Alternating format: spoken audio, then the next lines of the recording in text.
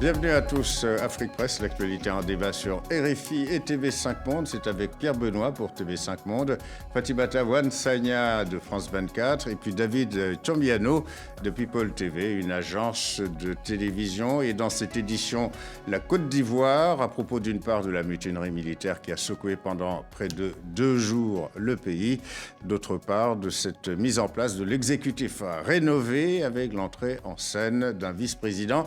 Et puis on parlera des manifestations dans des capitales africaines, mais aussi européennes, pour réclamer la fin du franc CFA, une monnaie africaine sous tutelle française depuis 1945. Alors d'abord, cette fronde militaire en Côte d'Ivoire, il a éclaté dans la nuit de jeudi à vendredi de la semaine dernière à Bouaké, la deuxième ville du pays, ex-fief des rebelles des forces nouvelles.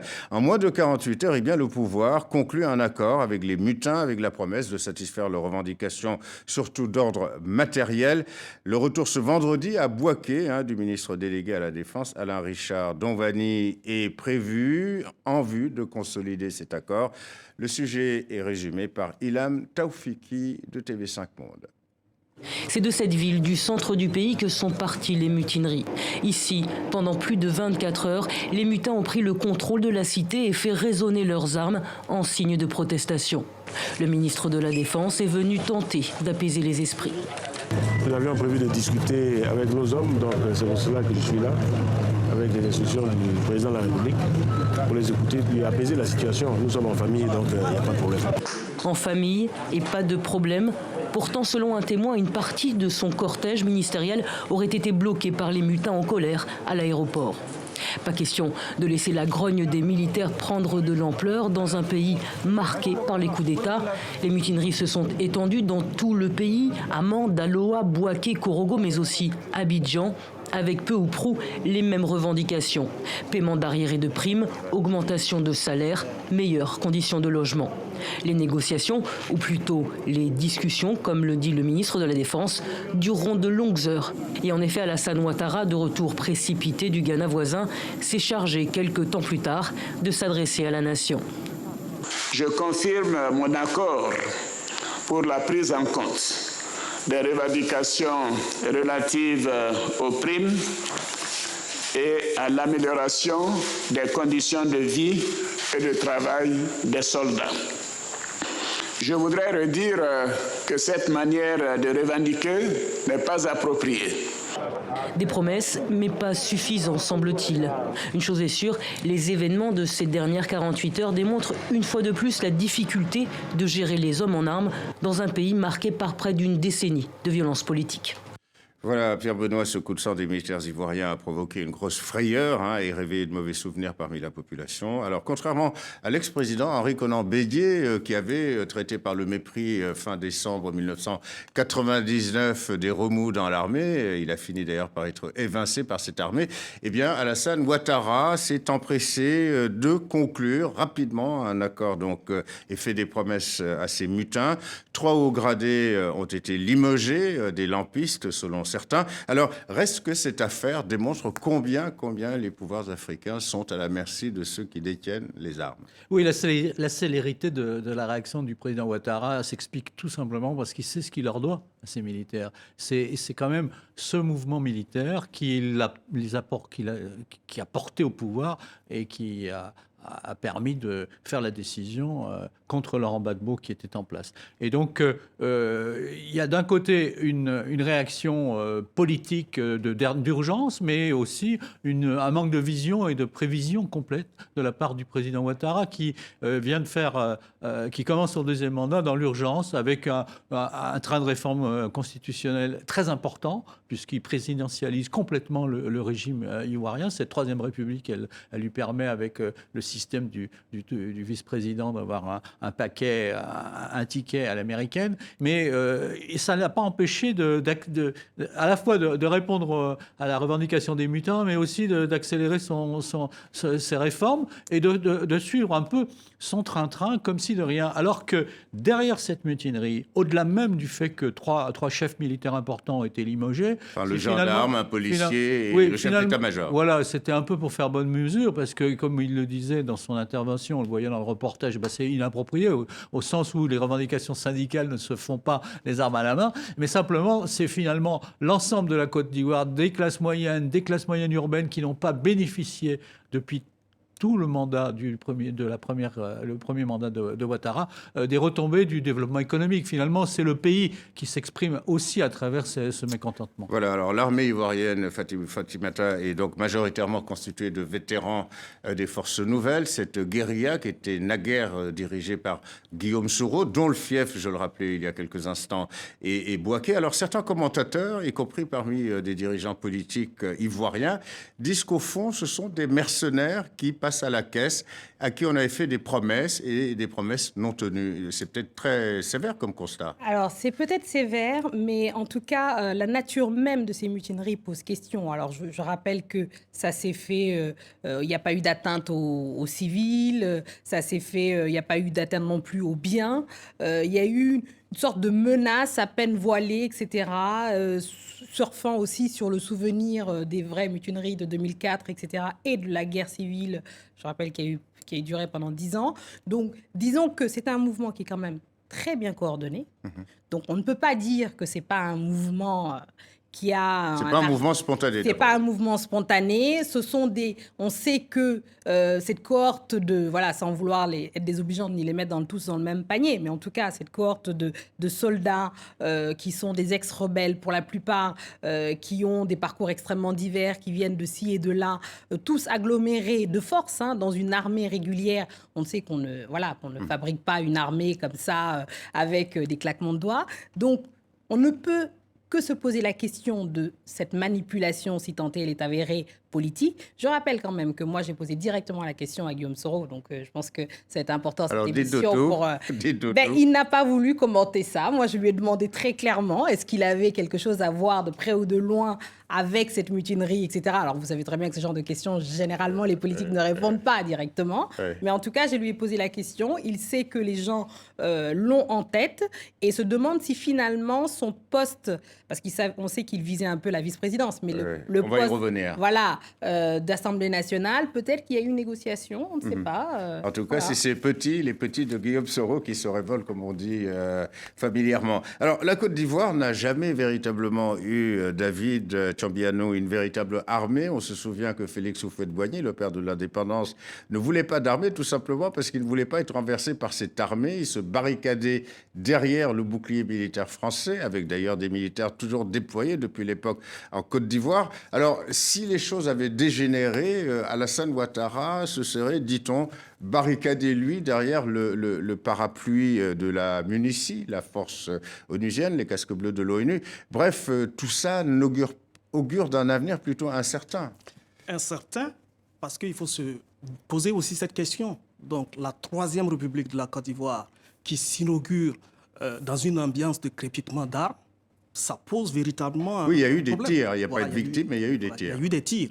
Alors, donc, il faut se poser la question, est-ce que c'est la gâchette qui va toujours dicter le cours le cours de l'histoire. Le cours de l'histoire. Ça, c'est la grande question.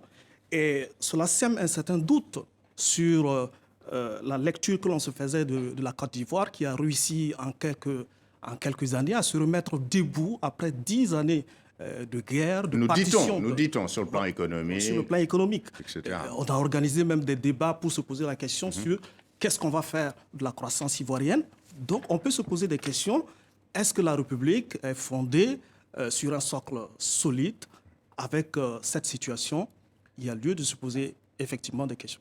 Oui, finalement, cette mutinerie, elle jette un regard très, très cru sur la nature du développement et le fonctionnement global de la société ivoirienne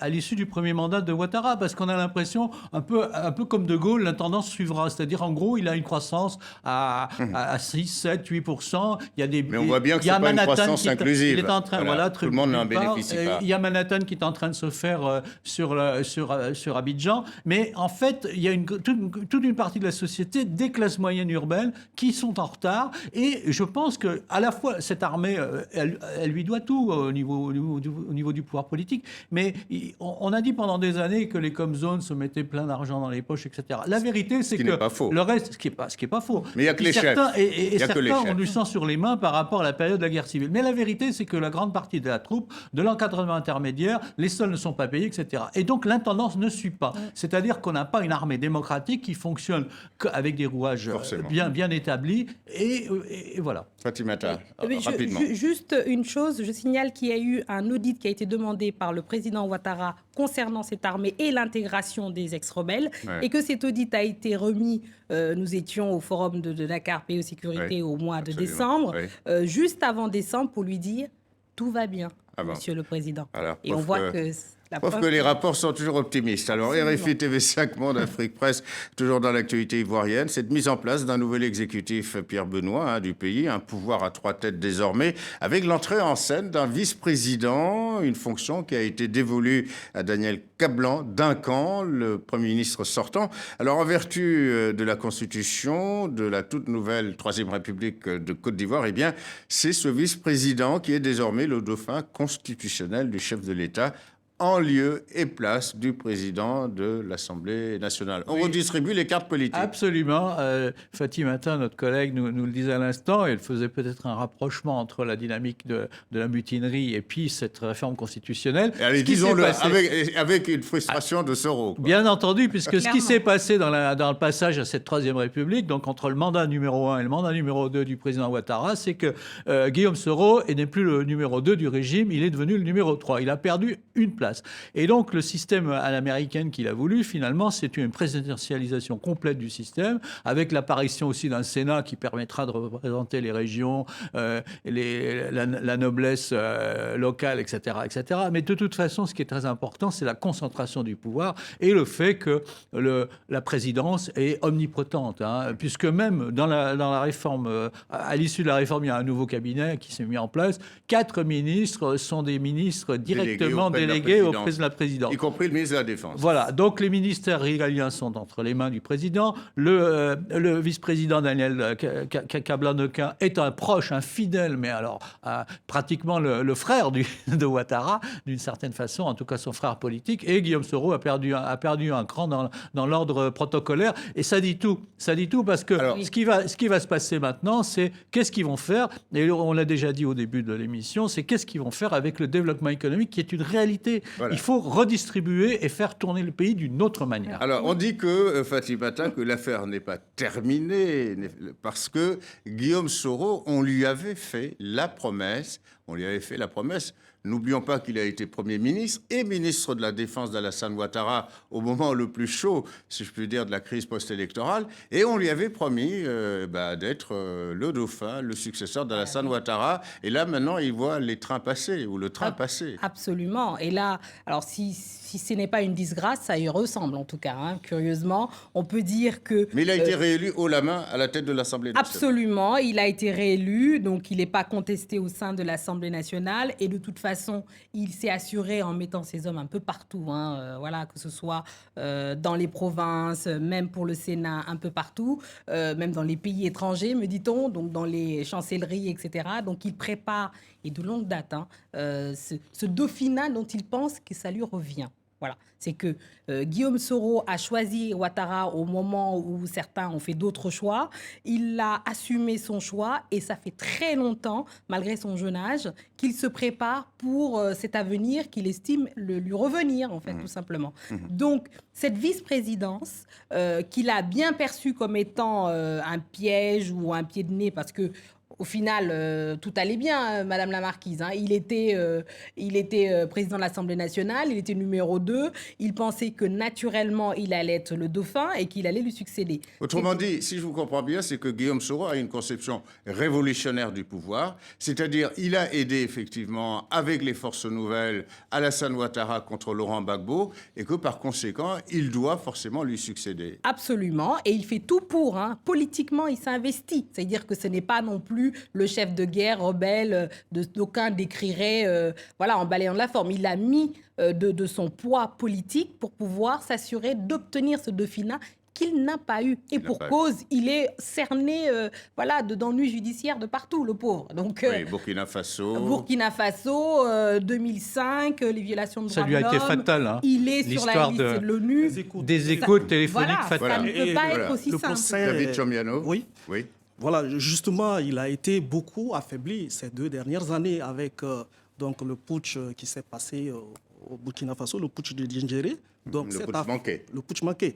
Donc cette affaire des écoutes téléphoniques va venir d'ici là devant les tribunaux au Burkina Faso. La question va revenir.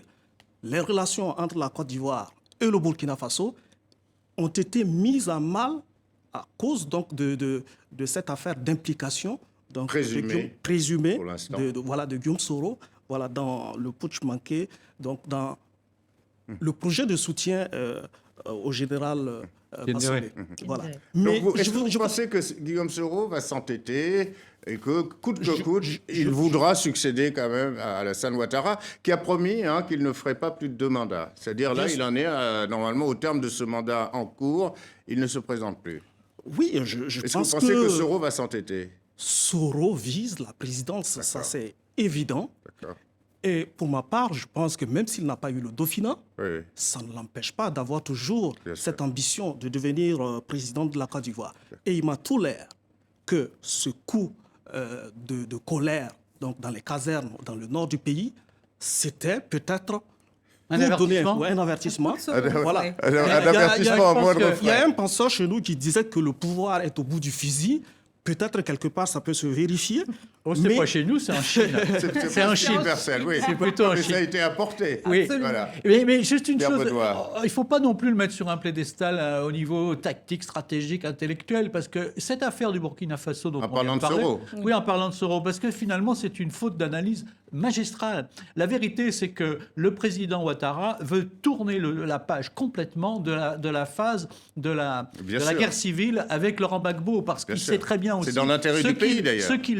Ce qu'il doit de l'appui de Blaise Compaoré aux forces nouvelles, etc.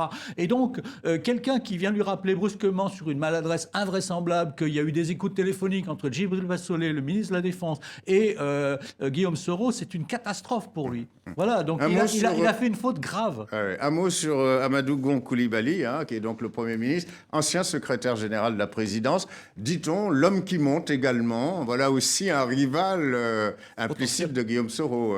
Mais il n'est pas le seul, on parle de Amadou Bakayoko. Bakayoko, le ministre de l'Intérieur, l'indéboulonnable. Tout le problème, c'est de voir comment rééquilibrer les différentes forces qui ont porté Alassane Ouattara au pouvoir. Il y a le PDCI, il y a les anciennes forces nouvelles, mais il y a aussi les partisans de Robert Gueye qui étaient là. Et toutes ces forces se mobilisent, il y a comme une rivalité. On a l'impression que le pouvoir d'Alassane Ouattara procède du pacte avec le diable. Voilà, RFI, TV5 Monde, dans le dernier volet d'Afrique Presse, le mouvement anti-franc CFA qui prend de l'ampleur. Samedi dernier, on a manifesté à Dakar, Abidjan, Ouidah, c'est au Bénin, ancien port esclavagiste, à Kinshasa, Paris, Londres ou bien encore Bruxelles pour réclamer la fin de cette monnaie. On écoute Madame Dramane Traoré Aminata de son prénom, ancienne ministre et altermondialiste malienne. Nulle part au monde, vous n'avez des anciennes colonies qui dépendent, qui continuent justement d'être liées à l'ancienne puissance colonisatrice par une monnaie. Il est extrêmement important de populariser ces débats, de démocratiser ce débat, que les dirigeants africains ne soient plus piégés dans des tête-à-tête avec des dominants et sur des bases, des clauses toujours cachées. Et l'un de ces accords que nous dénonçons également, quand je parle de panier d'accords, c'est les accords de partenariat économique. Alors quand vous mettez tout ça bout à bout, on vous impose des accords de réadmission de vos enfants dont on ne veut pas là-bas, alors que l'argent est là-bas, les richesses vont vers là-bas. On vous impose l'accord monétaire, des accords de défense, et tout ce qui se fait, c'est d'une telle complexité que les gens ne savent pas. On ne sait pas à quelle sauce nous sommes mangés. Donc je crois que c'est une étape importante en termes de prise de position, par les sociétés civiles africaines. Voilà, une nouvelle critique tranquille d'Aminata Traoré à propos des relations qu'elle ne trouve pas toujours ajustées ou équilibrées entre la France et ses anciennes colonies. Le franc CFA, en tout cas, est une monnaie coloniale, en effet, créée en 1945 par la France et en usage, Pierre Benoît, dans 14 anciennes colonies françaises, plus la Guinée équatoriale. Une monnaie sous tutelle de la Banque de France qui coûte très cher aux États africains. Une bonne partie de leurs réserves en devises est consignée à la Banque de France pour servir de garantie, autrement dit le dollar, le yen, etc., etc. Les billets et pièces de monnaie de francs CFA sont aussi fournis exclusivement par la Banque de France. N'en jetons plus. Et puis les détracteurs du franc CFA, qui est adossé à l'euro, dénoncent à la fois, Pierre Benoît, une hérésie financière et économique et une forme de perpétuation, comme le dit implicitement Madame Traoré, une perpétuation de la domination française sur son ex-empire colonial. Oui, mais africain. Aminata Traoré, dans son rôle, Hassan, on a entendu ce discours depuis 25 ans maintenant, donc il n'y a pas de surprise. Ce qui est extraordinaire dans ce débat, qui est un vrai débat, c'est qu'il est biaisé d'entrée de jeu. D'un côté, il y a une réalité, une première réalité, c'est la dimension néocoloniale de l'affaire. Évidemment, puisque les termes sont posés sur la table, c'est le franc qui est adossé à un groupe de pays africains. Donc déjà, on est sur une réalité néocoloniale. Si on ajoute en plus les accords de défense et bref, un niveau de coopération qui est malsain entre l'ancienne colonie et les pays africains en question, on a un tableau absolument catastrophique. Mais d'un autre côté, l'autre réalité, c'est que ce CFA, il assure une fluidité des échanges sur 14 pays